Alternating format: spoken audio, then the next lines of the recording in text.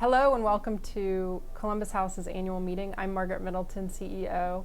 I served on the board of Columbus House for many years, so I know how strange it is for many of you to see someone who isn't Allison Cunningham in this seat. It's a pleasure to be meeting you even in this strange format during these strange times.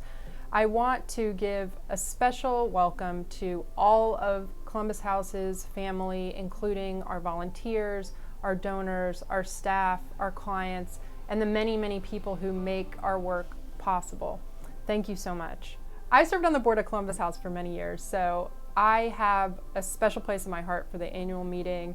I'm imagining right now that we are all in a big light-filled room enjoying like our second or third cup of coffee for the morning and meeting other people who are as passionate and committed to serving everyone in our community as I am. I always left the annual meeting feeling inspired, which is part of why we have recrafted our annual meeting this year to be the Days of Inspiration.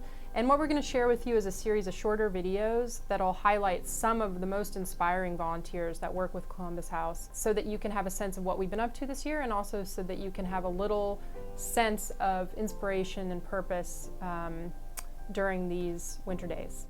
The beginning of the coronavirus pandemic gave a lot of organizations, including ours, the chance to understand what we were made out of.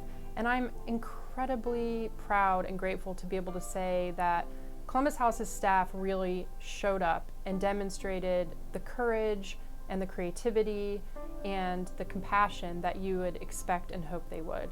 Early in the pandemic, Columbus House's staff moved everyone out of the emergency shelter without a single transmission of COVID very early in April. So we were able to keep people safe and get them into more isolated and more COVID-friendly housing very quickly. What that meant was that for many months, all during the summer and even now, we've been running homeless shelter out of a hotel, which we didn't know how to do. We didn't have a protocol for how to run a homeless shelter out of a hotel. And the staff have just been incredible in putting together the protocols and the check-ins and the meal service so that we can keep our clients happy and healthy in this new environment. I'm incredibly grateful to them and inspired by that work. We had another awesome achievement related to the coronavirus this season. We housed over 300 people in permanent housing. And I've had a lot of people, when I tell them that figure, say to me, if you can house 300 people in the matter of a few months, why don't you normally do that? And what I tell them is two things. One is that we did have additional funding through the CARES Act that allowed us to do more permanent housing than normal. But the other is that Columbus House really excelled in this particular project because of its ingenuity. Instead of saying, that's not my job, Columbus House staff took themselves apart like a transformer and reconfigured themselves in a way that maximized getting people into permanent housing safely and efficiently. They are justifiably incredibly proud of that accomplishment, and I hope all of you are too, because it was really done with the support and encouragement of the entire community.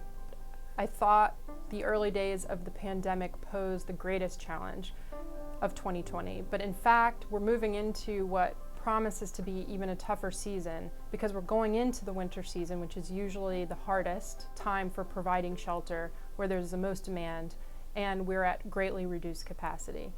Shelter bed capacity is down about 50% across our entire state, across our region, and here at the Columbus House. Shelter capacity is down at the same time that we actually need much more space to keep people safe from the virus. We don't just need to keep people warm for the winter, we also need to keep people warm and distanced from each other in order to keep everyone safe from the virus.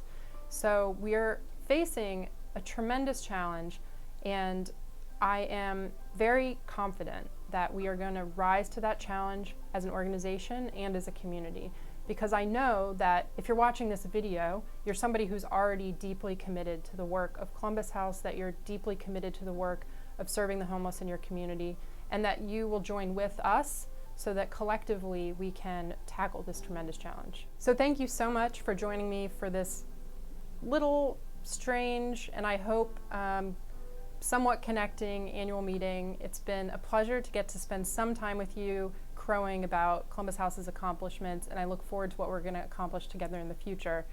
I also want to encourage you to check out the short videos we'll be sharing with you over the next few days. We're calling them Days of Inspiration, and you'll see short videos introducing you to some of Columbus House's most inspiring volunteers and giving you a sense of what people in your community are doing to serve the homeless. So thank you so much for your time. Thank you so much for your commitment to our shared mission, and I hope I get the chance to be with you in person soon.